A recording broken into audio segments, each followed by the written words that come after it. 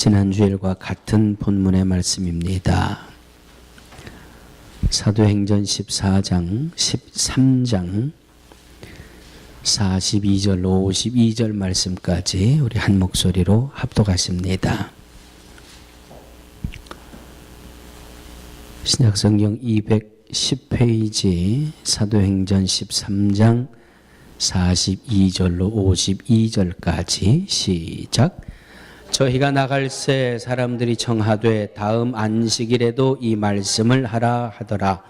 패회한 후에 유대인과 유대교에서 입교한 경건한 사람들이 많이 바울과 바나바를 쫓으니 두 사도가 더불어 말하고 항상 하나님의 은혜 가운데 있으라 권하니라.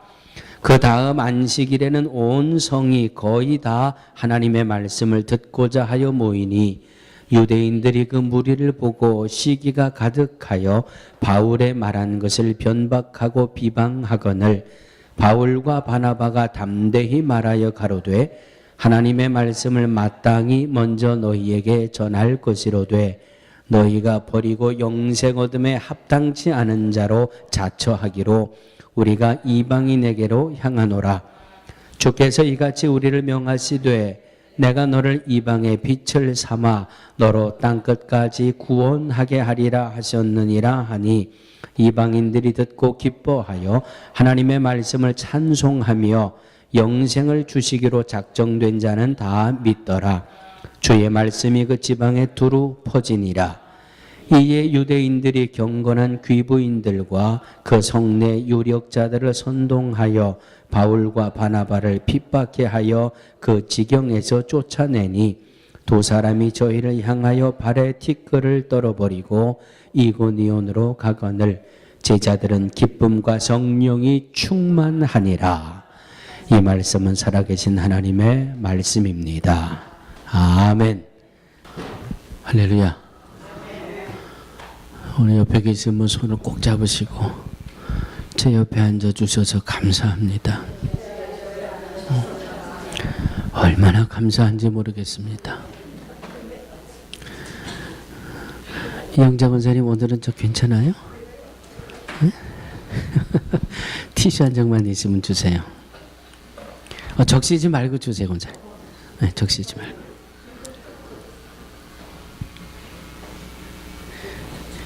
예.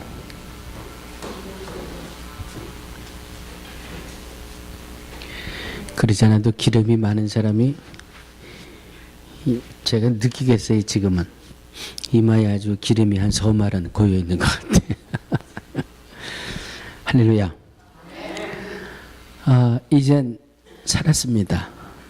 이젠 살았습니다. 그래도 새벽 예배는 일주일에 2번만 쓰겠습니다. 10월 달에 아이들 결혼시키고 총회까지 3주간을 한국을 다녀오기 때문에 그 뒤에 새벽 예배를 제가 다 하고 또 중간에 왔다 갔다 하니까 우리 장로님이 또 그 날짜를 잘 헷갈리실 것 같아요. 그래서 수요일하고 주일 새벽만 제가 한국 일정 마칠 때까지만 하겠습니다. 오늘이 사실은 좀 지난주부터 걱정이 좀 됐던 주일이에요. 하나님 새벽부터 오늘 저녁까지 오늘 좀 제가 피할 수 없는 그리고 또 예배 설교를 부탁받아서 새벽 예배 끝나고 잠깐 집에 있다가 또 테리타운의 제일교회에 올라가서 제일교회 예배 오늘은 축도까지 마치고 그리고 내려왔습니다. 아직도 제가 이렇게 싱싱한 거 보니까 할렐루야. 이제는 다 된 것 같아요. 사실은 꾀가 나가지고 오늘은 식물은 안 돌으려고 그랬거든요. 제가 커피만 마시고 차에서 좀 쉬었다가 오늘 주일 일정을 좀 마치려고 그랬는데 제 집사람이 딱 잠궈버리더라고요, 차를. 그래서 고민하면서 한 30분 식물원 또 돌았는데 그것까지 다 해도 컨디션이 아주 해피합니다. 할렐루야. 그런데 우리 배태우 집사님이 안 보이셔서 여기가 좀 덜컹대려 앉았어요.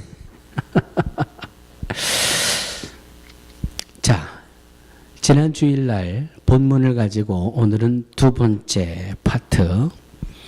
지난 주일날은 초대교인들이 은혜를 받고 일주일 동안 나가서 전도하고 초청해서 일주일 뒤에 성에 있는 안디피시드의 안디옥 성에 있는 거의 모든 사람들이 다 회당에 나와서 말씀을 듣더라.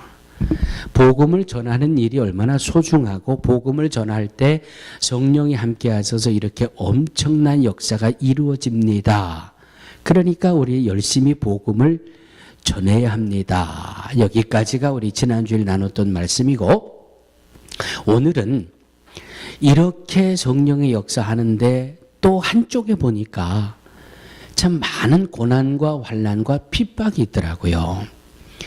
복음을 전할 때 이렇게 환난이 있고 고난이 있고 핍박이 있는데, 이런 상황 속에서 복음을 전하는 하나님의 자녀들이 어떤 마음 자세, 어떤 믿음 자세로 신앙생활을 해야 되느냐.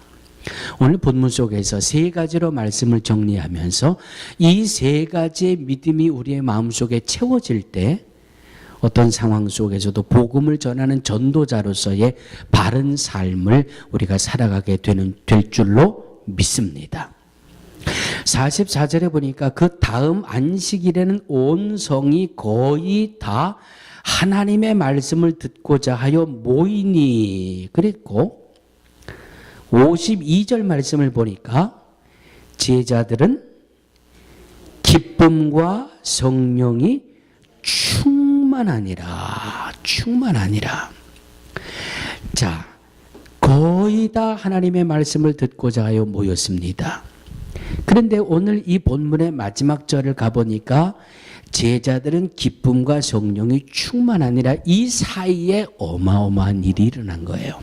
이 사이에 한쪽에는 은혜 받은 성도들이 나가 복음을 전하고 같이 교회 와서 은혜 받읍시다 열심히 전했는데, 또 한쪽에서는 보니까 이 예수가 그리스도라는 말씀에 동의하지 않는 사람들, 다시 말씀드리면 예수가 그리스도라고 하는 이 복음이 진리가 되면 자기들이 큰 피해를 입는 사람들, 다시 말씀드리면 사복음서 후반부에 예수가 그리스도가 아니다, 예수를 십자가에 못 박아 죽여야 된다, 예수를 죽이고 대신 바나바를 살려줘야 된다, 이 일에 앞장섰던 사람들에게는 예수가 그리스도라는 복음이 진리가 되면 안 돼요. 그래서 이 사람들은 한사코 반대를 하는 겁니다. 반대를 하고 반박을 하고 핍박을 하고 괴롭힘을 하고, 그리고 자기들의 이 권세, 이 세도를 이용해서 예수 믿는 사람들을 잡아 가두고 핍박을 주고 내쫓고 잡아다가 매로 치고 억울한 누명을 씌워서 공회에 수를 해서 재판대에 세우고, 이런 일들이 막 벌어지는 것이 이 중간에 이루어졌던 일들이에요. 그런데도 예수가 그리스도라고 하는 복음을 전하는 것 때문에 세상의 권세 잡은 자들이 이렇게 힘들게 하고 종교적인 핍박을 가하고 죽임을 가져오고 환난을 가져오지만, 그래도 52절에 보니까 그런 어려움이 있어도 제자들은 기쁨과 성령이 충만하니라. 할렐루야. 할렐루야. 포기해서는 안 된다는 말입니다. 어떤 상황에 부딪히든지 어떤 환경에 부딪히든지 예수가 그리스도라고 하는, 우리가 예수님을 그리스도로 믿고 예수님을 영접함으로 영원한 생명을 얻을 수 있다라고 하는 이 복음을 전하는데 포기하지 말고 끝까지 복음을 전할 때에 기쁨과 성령이 충만하게 된다라고 하는 이 말씀의 결론을 우리가 얻게 되는 겁니다. 여러분, 사도행전 3장으로 가보시면 사도행전 3장에 성전 이 베드로와 요한이 하루는 기도하려고 성전에 올라가다가 예루살렘 성전 미문이라고 하는 이 문 옆에 나면서부터 안진뱅이 된 사람들을 사람이 메우다가 아침에 갖다 놓고 저녁에 데려가고, 나면서부터 안진뱅이 된 사람을 이 미문에서 만나는데 이 사람은 하루 종일 할 수 있는 게 없어서 그저 구걸만 하는 사람이에요. 베드로와 요한이 이날도 기도하러 성전에 올라가다가 이 사람을 만납니다. 그러니 이 미문이라고 하는 이 문 옆에 앉아있던 사람은 자기가 하는 일은 구걸하는 것밖에 없어요. 그러니까 베드로와 요한이 누군지도 모르지만은 그냥 그가 평소 하던 대로 뭘 좀 얻고자고 쳐다봤다는 말이에요. 평소와 똑같이 베드로와 요한을 향해서 뭘 좀 있으면 주십시오 하고 구걸을 했다는 말이에요. 자, 이때 우리가 너무나도 소망적인 말씀이 나오죠. 베드로가 그를 보고 뭐라고 이야기합니까? 금과 은은 내게 없거니와 내게 있는 것 곧 나사렛 예수 그리스도의 이름으로 명하노니 일어나 걸어라. 할렐루야. 내게 있는 것, 내게 있는 것, 내게 있는 것이 뭐라고요? 베드로가? 그 내게 있는 것이 뭐라고 이야기합니까? 내게 있는 게 예수밖에 없다는 거예요. 내게 있는 게 예수밖에 없다. 네? 금도 없고 은도 없고 물론 금도 물질적인 게 있겠지요. 그러나 내가 보니 당신은 지금 일생을 구걸하는 삶을 살아가지만 그저 구걸해서 몇 푼 얻어가지고 먹고 사는 거 당신에게 그게 전부가 아니다. 그게 인생의 전부가 돼서는 안 되고 그것보다 더 중요하고 소중한 게 있는데 그건 바로 내 안에 있는 나사렛 예수 그리스도다. 나사렛 예수 그리스도를 전하는 방법으로 그를 일으켜 세우니 그가 자리에서 일어나 걷기도 하고 뛰기도 하며 하나님을 찬미하는 역사가 일어난 겁니다. 할렐루야. 베드로 안에 있었던, 요한 안에 있었던 예수, 그 예수를 전할 때 그곳에는 한 사람의 일생을 바꾸어 놓는, 이제는 그가 자기 발로 걸어다니고 뛰어다니면서 자기 인생을 살아갈 수 있는 사람으로, 그냥 평생을 남이 주는 것만 구걸해서 얻어먹고 살 수밖에 없는 그 인생이 베드로와 요한이 전해준 나사렛 예수 그리스도를 전해받고 그의 일생이 달라진 거예요. 할렐루야. 할렐루야. 자, 그리고 나서 4장으로 이어지는 겁니다. 그리고 나서 자, 여기까지 베드로가 뭐 잘못한 거 있습니까? 여기까지 요한이 뭐 잘못한 거 있습니까? 그냥 그 안에 있는 예수를 전해준 것밖에 없어요. 그 안에 있는 예수를 전해줘가지고 그냥 구걸만 하며 일생을 살던 사람의 인생을 그냥 확 바꿔버렸어요. 예? 멋있게 살아갈 수 있는 인생, 자기 발로 자기가 다니면서 자기가 땀 흘릴 수 있는 인생으로 바꾸어 전혀 잘못한 게 없어요. 그런데 4장 1절에 들어와 보니까 제사장들, 성전 맡은 자, 사두개인들이 베드로와 요한이 전하는 복음을 싫어해요. 저도에 말씀드렸죠.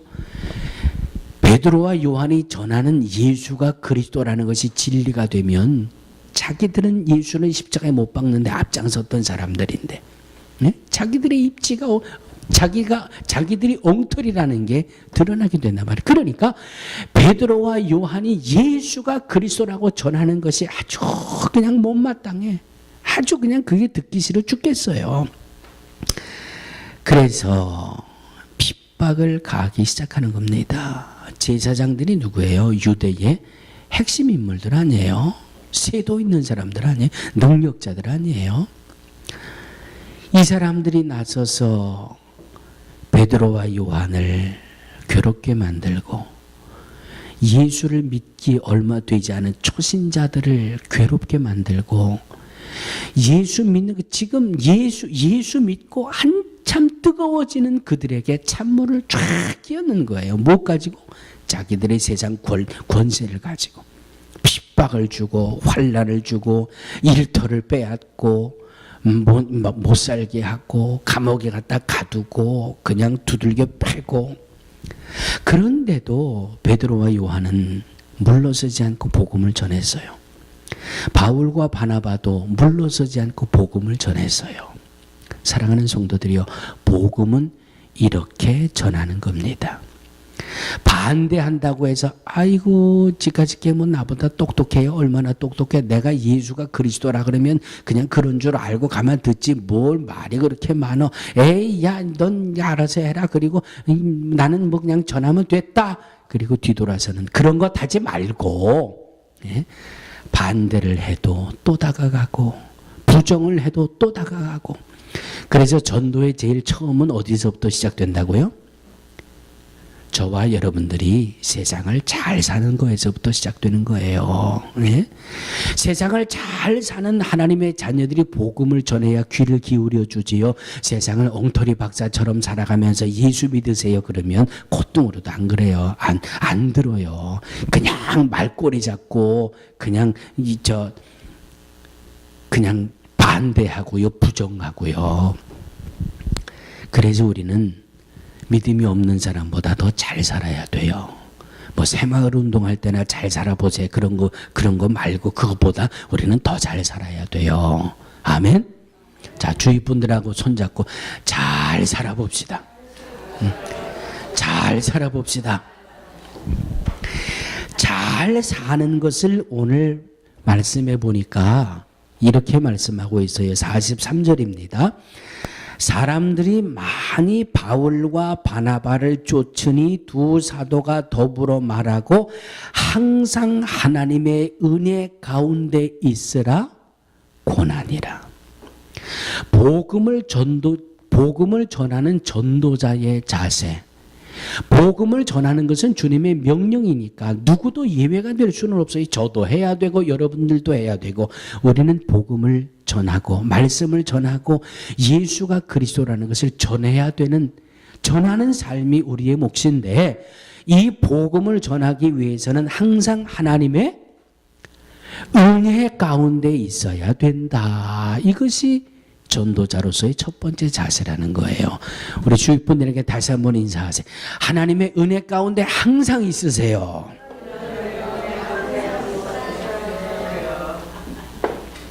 은혜 가운데 있으라는 말은 하나님의 은혜 가운데 있으라는 말은 하나님의 은혜를 잊어버리지 말라는 거예요. 하나님의 은혜가 뭐예요? 여러분들에게는 하나님의 은혜가 뭡니까? 너무 많아서 뭐 그냥 다 하나님의 은혜죠. 뭐 딱 짚어서 나는 이게 하나님의 은혜입니다라고 말할 수 없잖아요. 그런데도 제가 하나님의 은혜가 뭡니까라고 질문을 드리니까 지금 머리는 생각이 많아. 막 머릿속으로 생각하는 게 막 보여. 하나님의 은혜가 뭡니까? 내가 구원받은 게 하나님의 은혜 아니에요? 응? 내가 구원받은 게 하나님의 은혜고 내가 회개하는 죄마다 용서받을 수 있는 게 하나님의 은혜고 오늘도 이렇게 건강하게 살 수 있는 게 하나님의 은혜고 모든 게 하나님의 은혜. 따라하시기 바랍니다. 모든 게 하나님의 은혜입니다. 생각해 보니까 모든 게 하나님의 은혜입니다. 그 은혜가 내게 있는 것을 잊어버리지 말고 사는 게 하나님의 은혜 안에 거하는 삶이라는 말씀이에요. 아멘? 하나님의 은혜로 내가 구원받았습니다. 하나님의 은혜로 내가 건강합니다. 하나님의 은혜로 내가 지혜롭습니다. 하나님의 은혜로 내가 오늘도 이렇게 지혜롭게 또 내가 하나님의 은혜로 이렇게 하나님의 은혜로. 그런데 삶이 받쳐줘야지요. 삶이. 생활이 받쳐줘야지요. 예? 하나님의 은혜입니다라고 하면서 맨날 부정적이. 하나님의 은혜입니다라고 살면서 매일 하는 것마다 안 된대. 하나님의 은혜로 삽니다 하면서도 뭐 하려고 그러면 맨날 아유 되겠어요? 이거 아니잖아. 이건 하나님의 은혜로 사는 게 아니잖아요. 하나님의 은혜로 내가 생명을 얻었고 하나님의 은혜로 내가 살았고 하나님의 은혜로 지금도 내가 살고 있습니다. 살아가는 성도들이요. 1분 1초 앞도 장담할 수 없는데 우리는 하나님의 은혜로 살아가고 있잖아요. 오늘까지도 내가 하나님의 은혜로 살아왔음을 믿는 분만 아멘 하세요. 오늘까지 살아온 것이 하나님의 은혜입니다. 그러면 앞으로 살아갈 것도 하나님의 은혜 아니에요. 그런데 왜 안 된다고 그래요? 네? 그런데 왜 부정해요? 그런데 왜 소극적이 돼요? 지금까지 산 것도 하나님의 은혜고 앞으로 살 것도 하나님의 은혜면 하나님이 주신 은혜를 내가 믿습니다 하면 긍정적이 되고 적극적이 되고 더 소망적이 돼야지. 아멘? 아멘? 이게 하나님의 은혜 안에 산다는 말이에요. 예수 믿으세요. 예수 믿고 복 받으세요. 예수 믿고 구원 받으세요. 예수 믿고 하나님의 자녀가 되세요. 예수님만이 율법으로부터 해결받지 못한 죄를 해결받을 수 있습니다. 이 복음을 전하는 성도들은 하나님의 은혜 안에 있어야 된다는 거예요. 예? 그냥 만나면 예수 믿으세요. 교회 가세요. 예수 믿고 천국 가세요. 그리고 살아가는 삶을 보면 맨날 이러고 앉아가지고 나는 안 돼. 나는 틀렸어. 아이고 남은 10개 가지고 하는데 나는 1개밖에 못해. 하나님의 은혜가 어디 있어요? 하나님의 은혜가 없잖아요. 부정적인 곳에 어디 하나님의 은혜가 있어요? 소극적인 곳에 어디 하나님의 은혜가 있어요? 하나님의 은혜는 불가능을 가능케 하는 하나님을 믿는 믿음이에요. 아멘? 후히 되어 누르고 흔들어 넘치도록 하여 채우시는 이것이 하나님의 은혜예요. 이것이 우리가 하나님의 은혜잖아요. 빈손으로 적신으로 왔은즉 적신으로 돌아갑니다. 솔로몬을 통해서 자문으로 고백하고 있지 않습니까? 이 땅에 올 때 다 빈손으로 왔잖아요. 주님이 우리를 오라고 그러시면 뭐 가져가요? 제가 골드 크레딧 카드 드릴 테니까 금 색깔 크레딧 카드 가지고 한국 가서 쓰시겠어요? 하늘나라 가서 쓰시겠어요? 빈손으로 왔은즉 빈손으로 가는 거예요. 그런데 지금까지 먹을 게 없어서 굶으시는 분 계시면 손 들어보세요. 예? 입을 게 없어서 남의 거 빌려 입고 오신 분 있으면 손 들어보세요. 참 얼마나 감사해요. 얼마나 감사해요. 얼마나 감사해요. 그저 먹을 게 너무 많아서 살 뺀다고 다이어트 하느라고 절식을 하고 굶식을 하지 먹을 게 없어서 굶는 사람은 없잖아요. 그런데 왜 먹을 것 가지고 염려하고 걱정하고 근심하냐고요. 예? 물질 때문에 걱정하고 근심하고 어떻게 하나 하나님의 은혜로 여기까지 왔는데 앞으로도 하나님의 은혜로 살아갈 줄로 믿습니다 하면 주께 맡기는 믿음의 행복, 하나님의 은혜 안에 거하고 있는 이 모습이 우리의 믿음의 모습이 되어져야 하는 줄로 믿습니다. 지난주 화요일날 여러분 기사 다 보셨죠? 프로싱 루즈벨트 애브뉴에서 한인 가정에 아주 끔찍한 일이 일어났잖아요. 어제하고 오늘은 제가 뉴스를 확인 못했습니다만 제가 확인한 것까지는 아버지가 자기 아내를 죽였어요. 아버지가 15살 먹은 아들을 죽였어요. 그리고 아내 시체와 아들 시체를 담요로 뚫뚫 쌓아가지고 불을 질렀어요. 그리고 그 옆에서 자기도 죽었어요. 근데 유서를 보니까 경제난을 쉽게 얘기해서 돈 때문에 이룰 수밖에 없었다. 그거로 끝났으면 좋겠는데 그 뒤에 이분들이 무슨 교회에 열심히 다니는 교인들입니다. 그 교회 목사님이 와가지고 뒤수습을 하고 교회에서 추도 예배 그 뒤에 이분들이 교인들이었고 생활고를 비관해서 자살을 했고 자살을 하는데 자기 혼자 죽는 게 아니라 그렇게 끔찍한 방법으로 그냥 하고 이게 그냥 이슈가 돼버렸잖아요. 이슈가 돼버렸잖아요. 믿음이 없는 분들도 저 왜 그 극단의 방법을 택할 수밖에 없었을까? 새벽에도 제가 잠깐 말씀을 드렸습니다만 글쎄요. 제가 그분들의 속사정은 잘 모르겠습니다만은 뉴저지에 있는 큰 트레일러 큰 트럭을 운전하는 운전사로 미국 회사에 한 10년 이상 성실하게 일을 했더라고요. 그러면 한 달에 얼마의 인컴이 있는지 대충 계산이 나와요. 그 와이프는 또 네일 가게를 다녔더라고요. 대충 얼마 정도인지 나와요. 그러면 밀리언이 넘는 집을 쓰고 있는 게 아니라 루즈벨트의 분유 아시잖아요. 거기서 아파트에서 렌트 내면서 살고 있는데 추록이 2대고 얼마 전에도 한 4만 불짜리 새 차를 꺼내고 하여튼 기사가 막 나오는데 참 왜 그랬을까? 왜 그랬을까? 교회 밖에라면 그냥 얼마나 힘들면 그랬을까라고 이해가 될 수도 있을지 모르겠지만 우리는 예수 안에 살잖아요. 우리는 믿음 안에 살잖아요.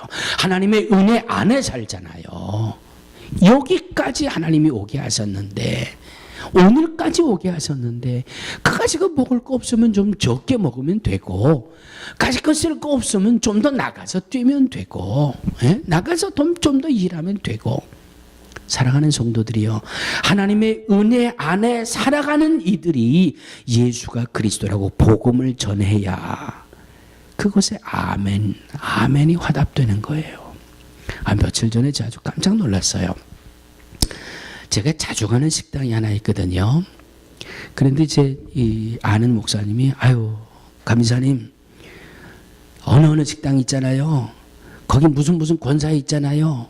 알지. 그 얼마나 믿음 생활 잘하고 신앙생활 열심히 하고 그냥 그 식당 주인을 얼마나 믿음 안에 잘 인도하는지 그 권사님 잘 알지. 우리 교인 동생이 그 식당에 취직을 했어요. 웨이트레스로 취직을 했는데 세상에 사람이 그럴 수가 있어? 감리사님도 알고 나도 알잖아요. 그 권사님이 몸서리치게 자기를 못 살게 군대요. 몸서리를. 자기가 고참이라고, 외출해서 고참이라고 얼마나 자기를 괴롭히는지 못 살겠대. 이게 무슨 소리야? 권사님이 그럴 수 있어? 에이, 아니야. 나도 깜짝 놀랬지. 내 교인의 동생인데 이럴 때 이렇게 힘들게 하고 저럴 때 힘들. 세상에 입만 벌리면 와가지고 목사님 지난주일날 우리 교회에 이런 일이 있었고요. 이럴 때는 이렇게 해야 이게 믿음이고 이렇게 하는 게 신앙이고. 그런데 세상에 두 얼굴을 가지고 한쪽에서는 또 그렇게 엄청나게 자기 아랫사람들을 괴롭히니 저 권사 보면 평생 예수 믿기 싫대. 가슴이 덜컥 내려앉았어요. 사랑하는 성도들이요, 우리 잘 살아야 됩니다. 바르게 살아야 됩니다. 바라기는 칭찬의 대상이 될지언정 비웃음이나 조롱의 대상이 돼서는 안 된다는 말이에요. 하나님의 은혜 안에 있는 사람들이 어떻게 투페이스로 살아갈 수 있어요? 예? 교회에서는 활짝 웃고 사회에 나가서는 그냥 욱박지르고 아니잖아요.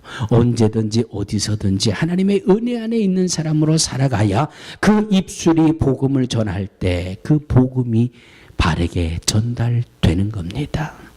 아멘. 그래서 오늘 바울과 바나바가 하나님의 은혜 안에 있어라,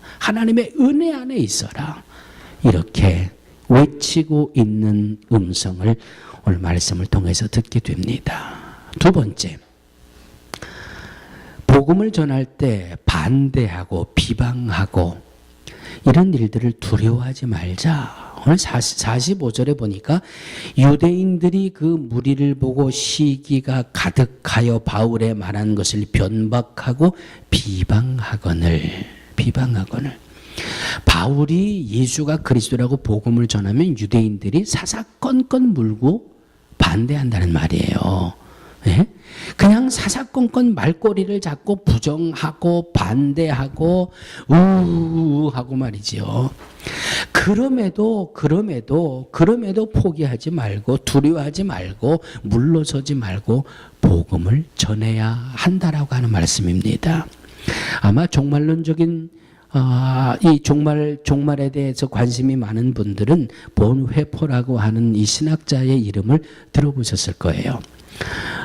이 디트리 본회포라고 하는 분이 종말론에 대한 많은 이 책도 쓰고 또 아주 주석가고 설교가인데, 이 본회포 목사님이 이 독일의 나치 히틀러 치하에서 많이 고생을 한 분이에요.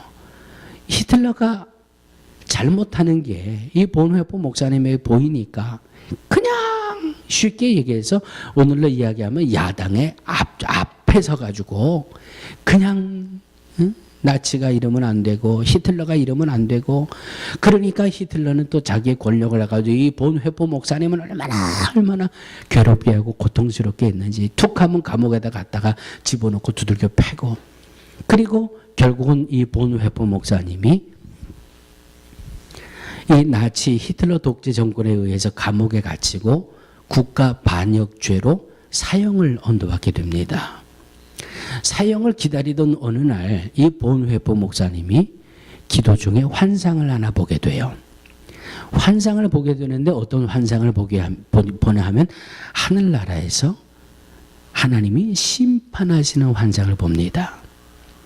심판장은 하나님이 앉아 계시고 심판을 받는 사람은 히틀러가 심판을 받고 있어요. 그래서 하나님이 그 히틀러에게 너 너무나 나쁜 짓을 많이 했다. 너무나 나쁜 짓을 많이 해가지고 너는 지옥에 가서 영원토록 형벌과 고통을 받아야 된다. 하나님이 그렇게 심판을 내리시더라는 거예요. 그 소리를 듣고 있던 이 히틀러가 그냥 자리에서 벌떡 일어나더니, 아니 세상에 그런 게 어디 있습니까? 나는 지금까지 살면서 지옥이 있다는 말을 들은 적이 없습니다. 뭐 지옥이 있고 악하게 살면 지옥 가서 영원토록 형벌을 받아야 되고, 나는 세상에서 단 한 번도 그런 말을 들은 적도 없고 누구도 와서 내게 그런 말을 해준 적이 없습니다. 그 환상을 보다가 본회포 목사님이 깨났어요. 그리고 나서 땅을 치고 통곡을 하는 겁니다. 하나님, 내가 히틀러가 나쁜 놈이라고 욕은 했지만, 내가 히틀러가 정치를 잘못한다고 그 사람 나쁘다고 이야기는 많이 했지만 정작 내가 그 영혼 구원을 위해서는 기도하지 못했군요. 예? 결국은 본회포 목사님은 사형을 당했습니다마는 그 환상을 보고 나서 전도가 얼마나 중요한지, 복음을 전하는 게 얼마나 소중한지를 깨달으면서 회개하고 그 감옥 안에서 열심히 복음을 전하다가 본회포 목사님은 인생의 마지막을 맞이하게 됐다라고 하는 말씀입니다. 히틀러가 못됐다고 나쁘다고 돌을 던지고 손가락질은 하지만 정작 그에게 찾아가서 예수가 그리스도라고 복음을 전한 사람이 없다는 말이에요. 이것은 오늘 믿음 생활하면서 전도하는 일에 게으르고 예수가 그리스도라는 복음을 전하는 일을 어려워하는 저와 여러분들에게 너무나도 큰 깨달음을 주는 말씀입니다. 내가 판단하고 있는 거예요. 아이 저 사람은 틀렸어. 아유 저 사람은 저렇게 살다 죽으라 그래. 그렇게 내버려둔 그 사람을 하나님은 천하보다 귀하다고 주님은 여기시는 한 영혼이에요. 우리는 그 어떤 영혼도 내가 판단해서 내버려둘 만한 자격이 우리에겐 없어요. 그것은 우리의 교만이에요. 복음을 받아들여도 전하고, 복음을 비방을 해도 전하고, 복음을 반대해도 전하고, 우리의 사명은 전하는 삶입니다. 두려워하거나 물러서지 말고 전하는 게 우리의 자세예요. 세 번째, 따라해 주시기 바랍니다. 모든 결과는 하나님께 있습니다. 내가 어떻게 해보려고 하니까 전도가 어려운 거예요. 전도는 그냥 전하는 것. 전하면 성령이 거기 역사하신다니까요. 전하질 않으니까 문제지. 내 입술을 벌리지 않으니까 문제지. 입술을 벌리기만 하면 성령이 역사하시는데.